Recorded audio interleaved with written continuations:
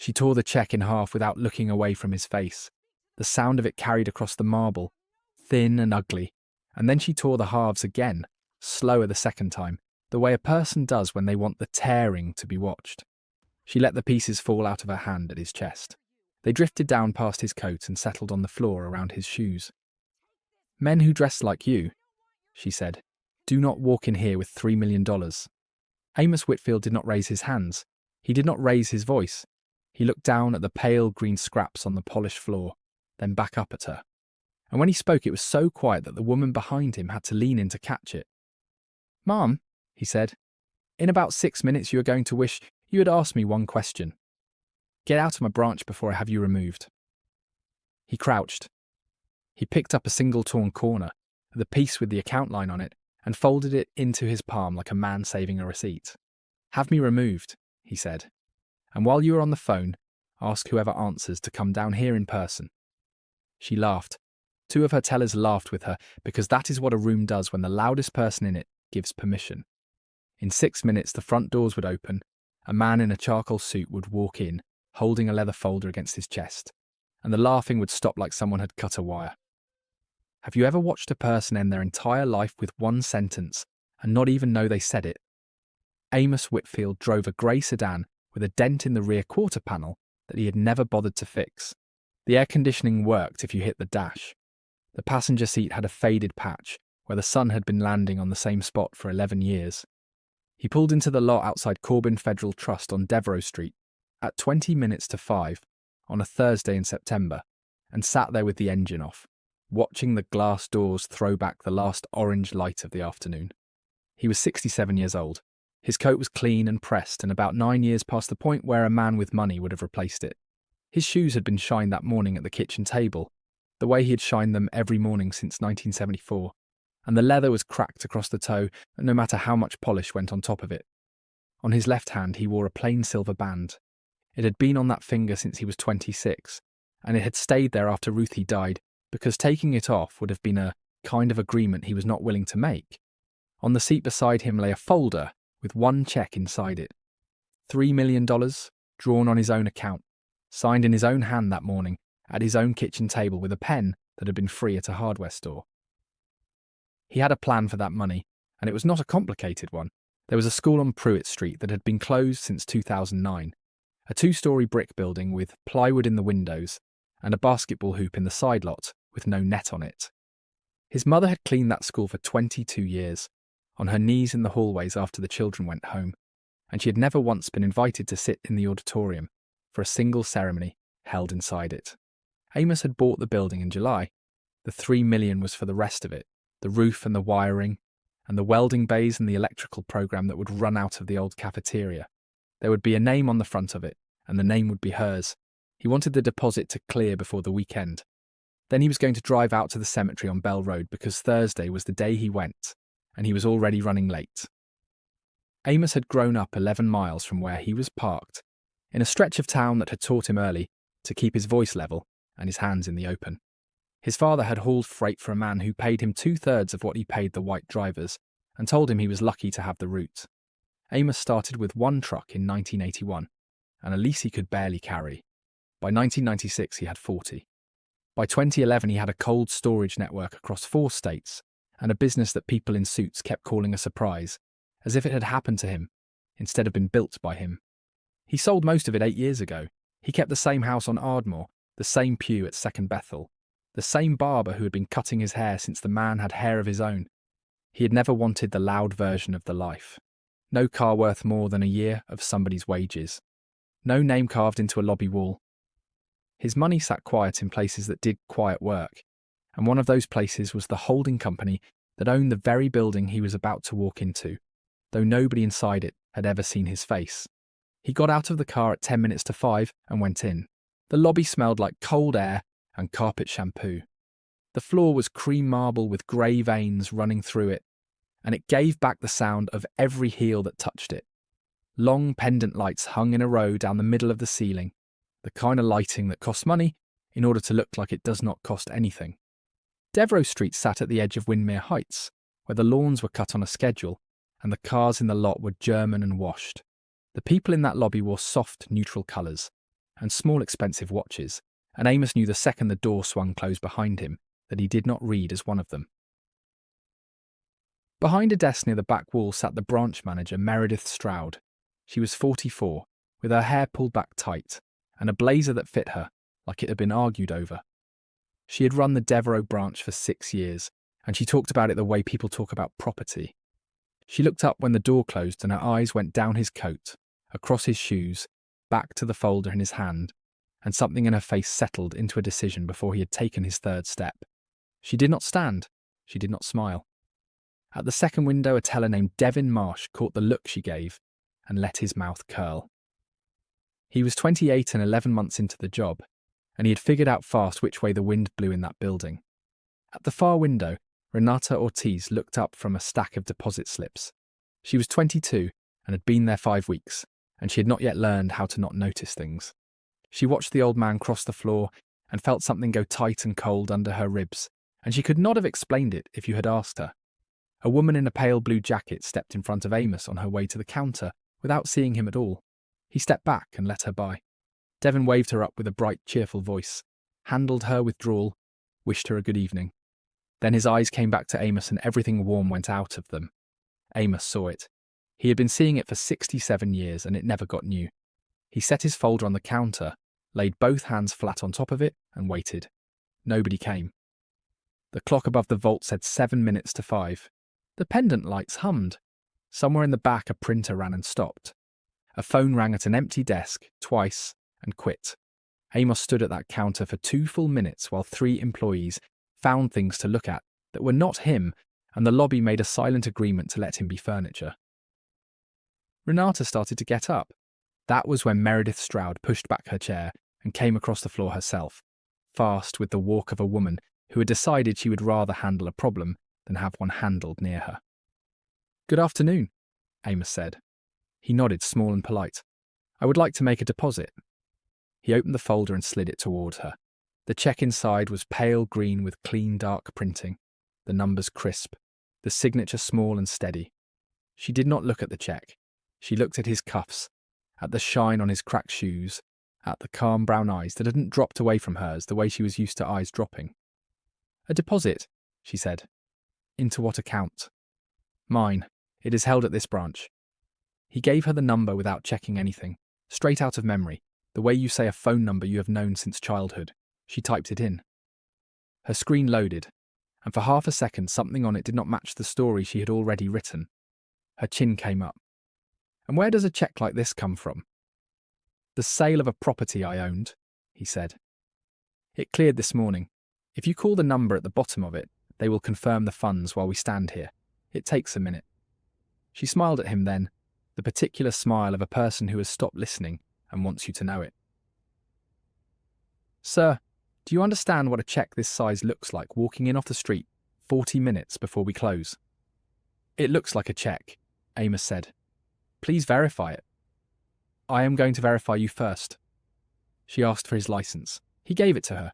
She asked for a second form of identification, and he took out his passport card and set it down beside the license without one word of complaint.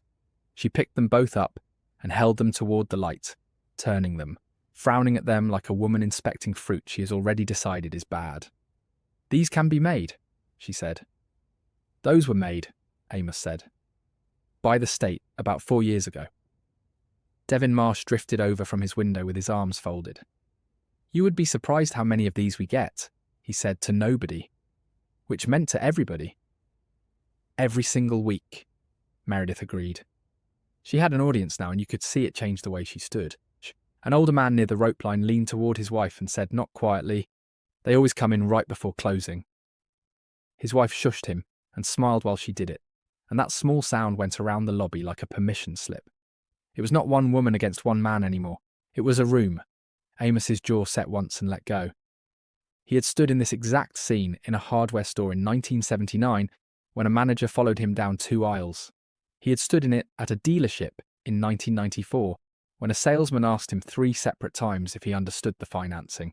He had stood in it in a boardroom in 2006 when a man in a better suit than his kept explaining Amos's own balance sheet back to him. His father's voice came up out of the bottom of him, low and unhurried the way it always came.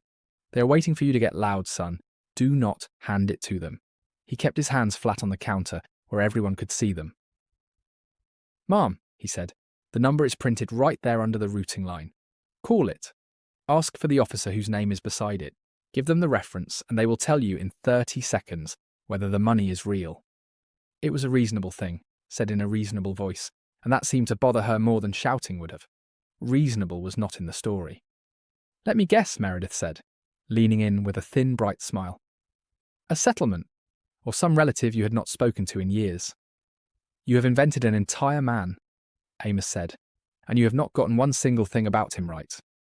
I am not calling anyone. You do not get to give me instructions in my own branch." She hit 3 keys hard. "In fact, I am putting a hold on this account pending review. All of it. That account has been open since 1988, Amos said, and for the first time, something with an edge came up under the calm. "Be careful what you put your hands on." "Is that a threat?" She said it loud and turned her head so the whole lobby caught it. "Did everyone hear that? He threatened me." "That was not a threat, it was a warning, and you will understand the difference shortly."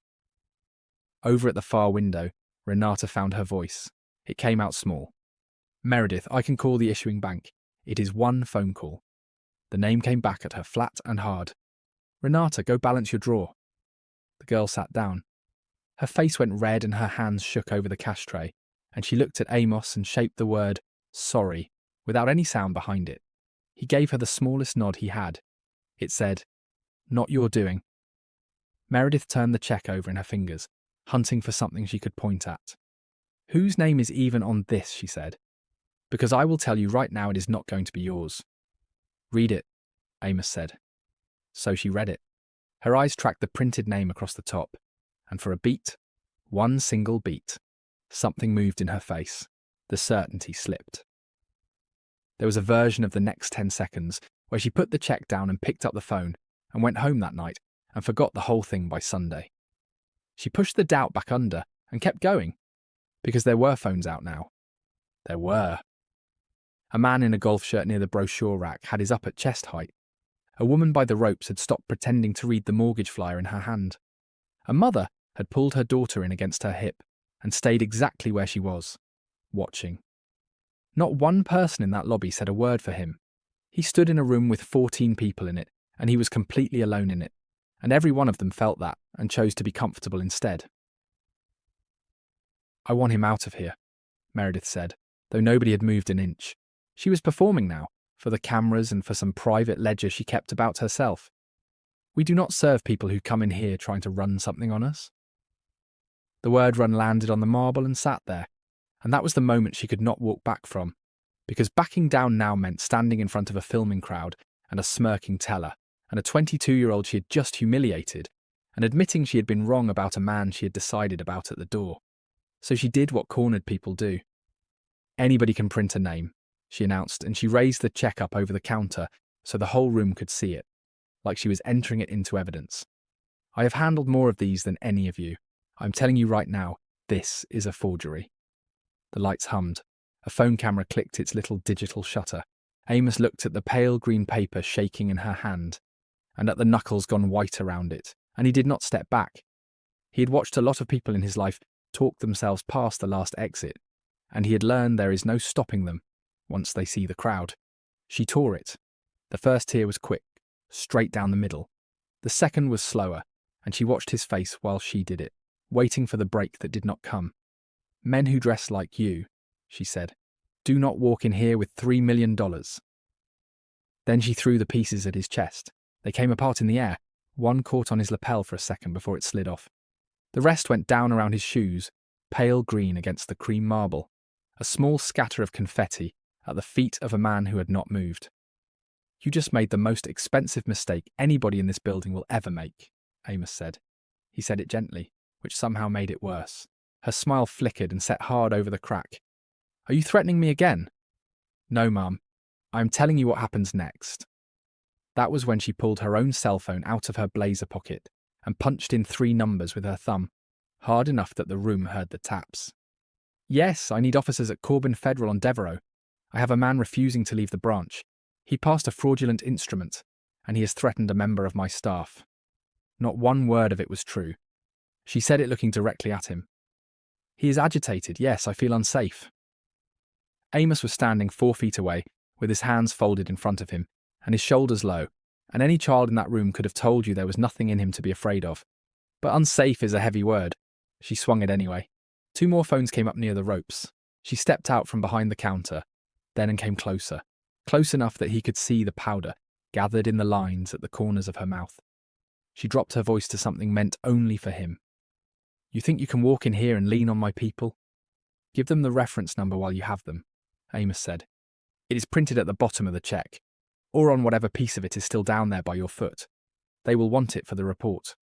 She turned her shoulder to him and kept talking to the dispatcher, and he waited. He was good at waiting. He had waited on loan officers, on inspectors, on men who had made him sit in a hallway for 40 minutes so he would understand where he sat. Ray, she said, snapping her fingers without turning around. Remove him. The guard at the door was Ray Sutcliffe, 51, a big easy man who had spent 9 years in that lobby and had never once had to touch a customer. He had watched all of it from 10 feet away, and he knew, the way you know weather, that this was wrong. But a paycheck is a leash, and hers was the hand on it. He came across the floor and closed his hand around Amos's upper arm. Sir, let us step outside. Amos did not pull away. He turned toward the doors and walked, slow, upright, with a man's hand on his arm in a room full of people who had already agreed he belonged there. He spoke low, meant for the guard alone. Son, you are going to think about this afternoon for the rest of your life. I am sorry about that. It is not going to be my doing. Ray's grip loosened maybe half an inch. He did not let go. But he felt it, the way you feel a wrong turn a second before the map catches up. They passed the rope line. A woman drew her handbag in tight against her stomach as Amos went by, as though a 67-year-old man in a worn coat might reach out and take it. He saw that too. He always saw it. He gave her a small courteous nod anyway, and she looked at the floor. Behind them, Renata stood up at her window. Stop! Her voice cracked and carried anyway. Please, everybody stop. I will call the issuing bank myself, right now. It takes 1 minute. Sit down, Renata. Meredith had her hand over the phone. One more word and you are finished here. The girl stood there caught between her conscience and her rent, and the room watched her lose a fight she was 5 weeks too new to win. Nobody else moved. Not the man in the golf shirt who had turned his phone sideways for a better frame. Not the mother who had turned her daughter's face away and then kept watching herself. Not the man who had made the joke about closing time, who was very quiet now and could not have told you why. That is how it goes, not a mob. An audience. At the counter, Devin Marsh leaned toward the next window and said something behind his hand, and he and the other teller laughed, quick and low. It was the laugh that got in. More than the hand on his arm, more than the paper on the floor. The comfortable, settled laughter of people who were sure, all the way down, that the world had sorted everybody correctly, and that this old man had landed exactly where he was supposed to land. Amos let himself be walked 3 more steps toward the glass. Inside he was very still. He thought about his mother on her knees in a hallway on Pruitt Street with a bucket beside her. He thought about the plywood in those windows, and the welding bays that were supposed to go in the cafeteria. He thought, this is not the worst thing anybody has done to me. And then, quieter, this is the last time it happens in this room. Ray reached past him and pushed the door open. The evening air came in cool across the marble, and a man stepped through from the other side. Charcoal suit and silver at the temples, a leather folder held flat against his chest, and a lanyard swinging loose at his sternum. He was 53 years old, and he had driven 55 minutes from a tower downtown for a meeting he had been preparing for since Monday.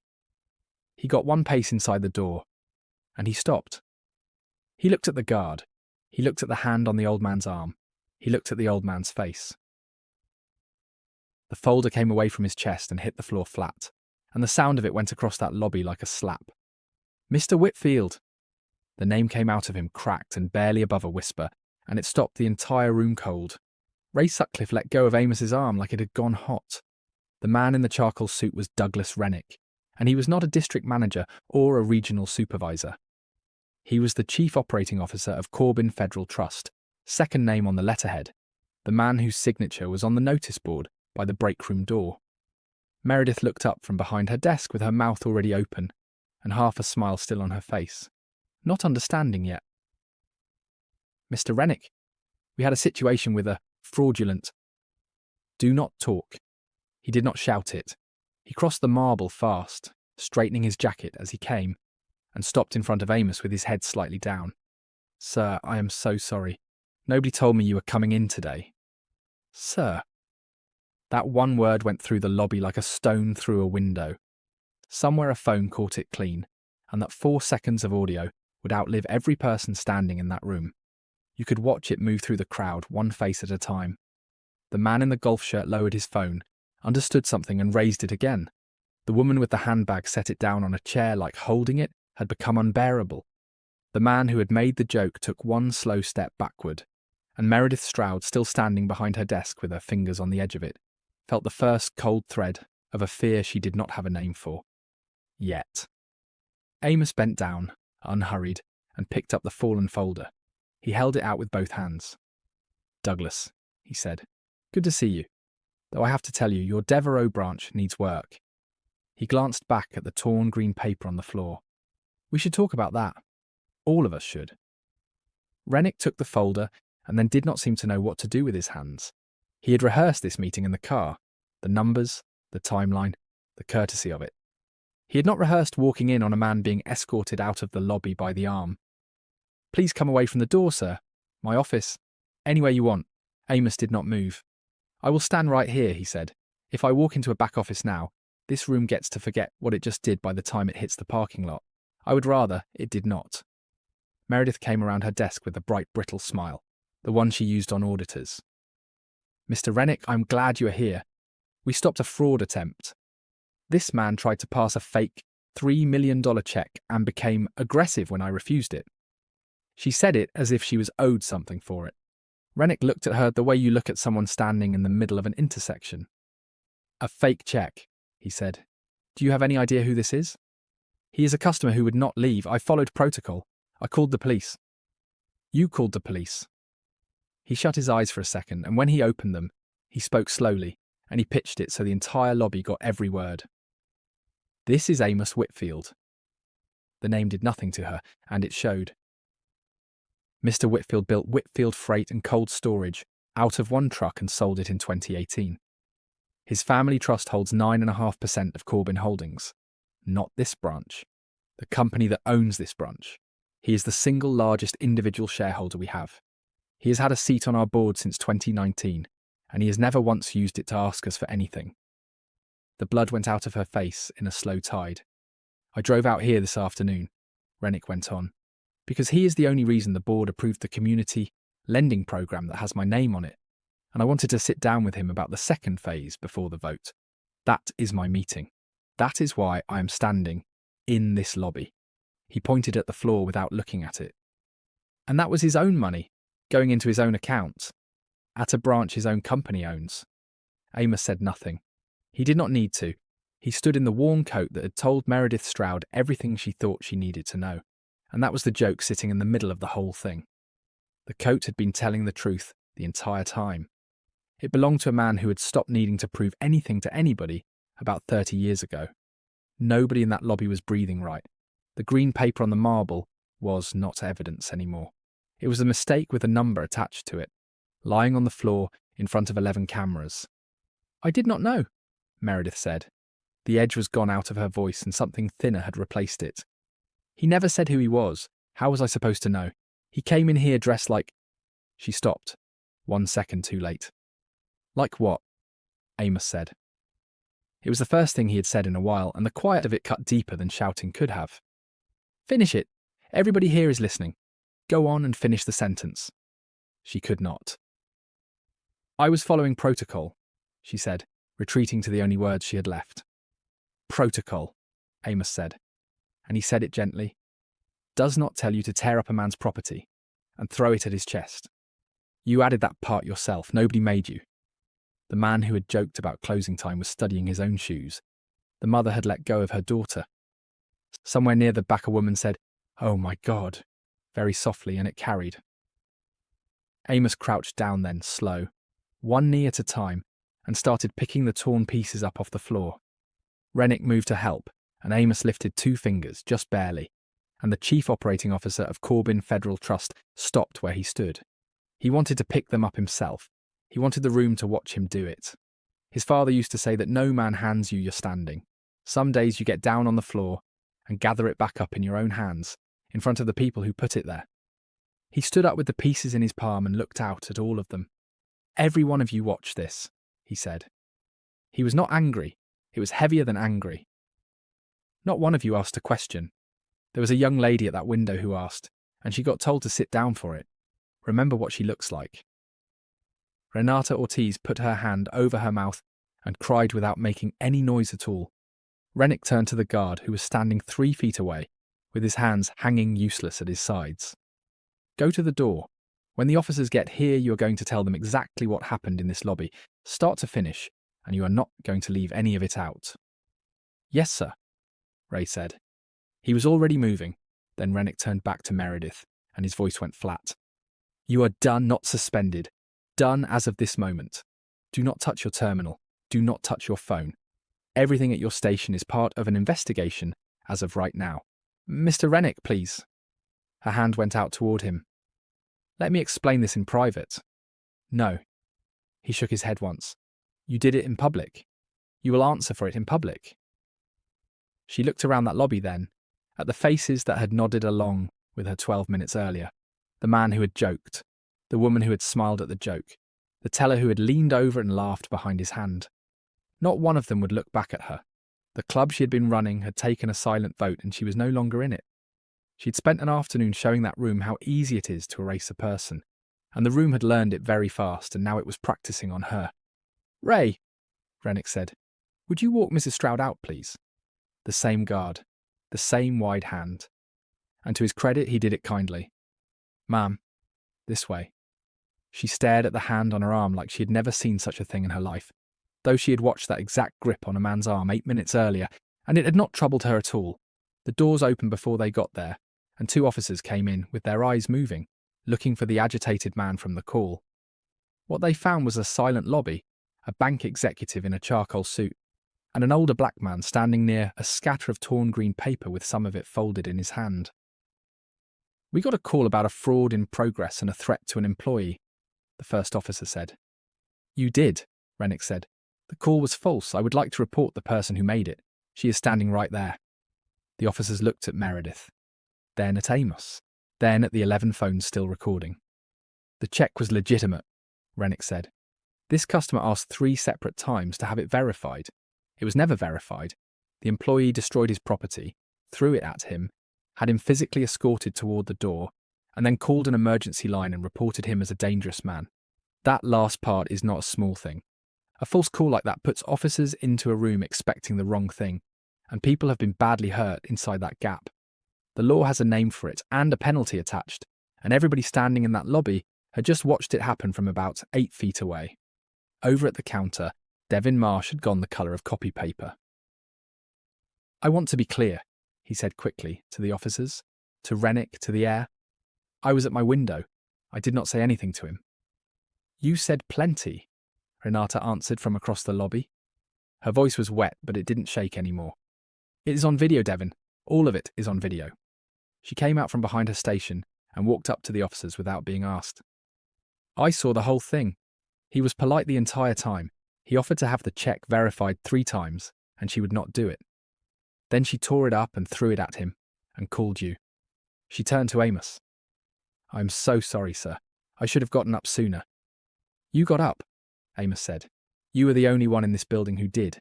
Do not carry these other people around on your back." None of them understood yet that it was already gone. The first clip had been posted before the patrol car reached the lot. 12 seconds of a branch manager throwing a torn check into an old man's face, and then the audio of a chief operating officer saying, "Sir, it was in Manila by midnight." It was on the morning news in London before the sun came up in Windermere Heights. By the time Meredith Stroud reached her own car in the employee lot, 160,000 strangers had already decided exactly who she was, and they were not wrong enough for it to help her. Amos did not gloat. He stood off to the side while the officers took statements, one witness at a time, and then he asked Rennick for a chair, because he was 67 years old, and his knees had been standing on marble for half an hour. He had built an entire life on one quiet idea. The truth does not get smaller when people refuse it. You can tear it in half, throw it on the floor, and call it a fake. It weighs exactly what it always weighed. By morning, the internet had given it a name. People were calling it the Devereaux video, and it had been watched more times overnight than there were people living in the county. By noon, there were news vans along the curb outside a branch that had gone dark and locked its doors. Reporters stood on the sidewalk where Meredith had promised he would be waiting for the police. They said his name on national television. Amos Whitfield, who built a freight network out of one leased truck, who drives an 11-year-old sedan, humiliated at a teller window over $3 million of his own money. Corbin Holdings opened down and kept going. Nervous money does not enjoy a scandal it can watch on a loop. By 10 in the morning, analysts who had never heard of Devereaux Street were explaining Devereaux Street on cable, and the board of directors was sitting in an emergency session in a glass room downtown, staring at a chair that belonged to a shareholder they had just thrown out of their own lobby. The chief executive got in front of the cameras before lunch with his tie straight. "What happened at our Devereaux branch is a betrayal of everything we tell our customers we are," he said. "The employee responsible has been terminated. We are cooperating with the authorities, and I have apologised to Mr. Whitfield personally. The apology was the easy part. The audit was not. When compliance pulled 6 years of Meredith Stroud's branch records, something came up that made the attorney stop taking notes. Accounts flagged for review that had no basis for review. Customers refused service who walked into a competitor 2 miles away and opened accounts the same afternoon with no trouble at all. A pattern of names, most of them black, most of them told in some polite institutional language that they did not fit here. It was not one bad Thursday. It was a habit that had been wearing a lanyard for 6 years. The state regulator opened a formal inquiry within 9 days. Her certification was suspended that month and revoked before Christmas. She had spent 21 years climbing to that desk, and she was never going to sit behind another one because there is not a bank in the country that will take an application with the Devereaux video attached to the name on it. Then the lawyers came. Amos did not need money, and everybody understood that, which is exactly why the civil rights filing landed the way it did. It was never about a number. It was about a finding entered into a public record that said in plain language what had happened and that it was wrong. The district attorney filed separately over the emergency call. Meredith gave one interview in February to a sympathetic website and called herself the real casualty of the thing, a woman destroyed for enforcing policy. She said she had been made an example of. She was right about that part, though not in the way she meant it. The interview got cut together beside the footage of her tearing the check, and the public reached its verdict on that comparison in about 4 hours. Amos could have let the whole institution burn. Nobody would have said a word about it if he had moved his position and walked away. He did something the board did not expect. He stayed, and he put a price on staying that had nothing to do with money. Every branch in the network would be retrained, and not with a video and a quiz. Real training, run by people who had been on the wrong side of a counter. Independent review of every account hold placed by a branch manager. An actual line a customer could call, answered by a person with the authority to do something, when they were turned away for reasons nobody would put in writing. And the $3 million, once it finally cleared, went where it had been going the whole time. The roof went on the building on Pruitt Street in April. The welding bays went into the old cafeteria in June. There are 240 students in the electrical and HVAC programs now, and the name over the front door is Odessa Whitfield, who mopped those hallways for 22 years and was never once asked to sit down inside that auditorium. Amos asked that the scholarship accounts be administered out of the Devereaux branch. He wanted that lobby to spend its days handing money to the exact kind of person it had tried to put out on the sidewalk. Renata Ortiz did not lose her job. Rennick made certain the right people knew who had stood up in that room, and she runs new teller onboarding for the whole district now. The first thing she tells them, before anything about systems or compliance, is the thing she learned standing at that window with her hands shaking. You do not get to pick the moment. It shows up when you are 5 weeks in and terrified and outranked. And either you say something or you find out something about yourself you have to carry. The Devereaux video went on working long after the news trucks left. It runs in corporate training rooms and in college lectures now. A case study with a face attached. Plenty of people who watched it recognized themselves, and not in the old man. They recognized themselves in the crowd, in the man filming, in the woman holding her handbag, in the comfortable silence of a room full of decent people, all waiting for somebody braver to go first. That is the part no lawsuit delivers. Not the license, not the settlement, not the charge. Just a lot of people quietly deciding to be different next time. Amos went back to his life exactly the way he had always lived it. Same house on Ardmore, same pew at Second Bethel, same barber. He watered his tomatoes in the evening, and he drove out to Bell Road on Thursdays, because Thursday was the day he went. 3 months after all of it, on an ordinary Tuesday in December, he parked his grey sedan outside the Corbin Federal Branch on Devereux Street. The dent was still in the rear quarter panel. The coat was still worn at the cuffs. Nothing about the man had changed at all, which was, in its own way, the entire point of the story. He picked up a folder off the passenger seat and walked toward the same glass doors. The lobby looked the same. Same marble, same pendant lights, same cold hum in the air. But something in the room had moved. The way a house feels different after people have finally said the true thing out loud in it. A greeter met him 4 steps inside. "Good afternoon, sir. Welcome in. What can we help you with today?" It was a small sentence. It was also the sentence nobody in that building had offered him the first time. By the manager's desk there was a printed sign now, at eye level, listing what a customer is entitled to in plain words with no legal fog on it, and a phone number to call if any of it is ignored. Amos stopped and read the whole thing. He had negotiated harder things than that sign into existence over the years, and been less proud of them. Rules do not repair people, but good rules make cruelty expensive, and sometimes expensive is enough to change how a room behaves. Renata saw him from across the floor and came over, not nervous now, just glad. "Mr. Whitfield, they kept you," he said. "They promoted me. I think that was you." "That was you," Amos said. "You earned that standing at a window and sitting down would have been a whole lot easier." She walked him to the counter herself. He opened the folder and slid a cheque across it, pale green, printed clean, the numbers dark and crisp. Same paper, same spot on the same counter where it had been torn in half and thrown at his chest. The young teller read the name, looked up, and smiled. "Thank you, Mr. Whitfield. Give me 1 minute and I will get this posted for you." No suspicion, no performance. Just the work, done plainly, the way it is supposed to be done for everybody. Ray Sutcliffe still worked that door. He carried himself a little differently now.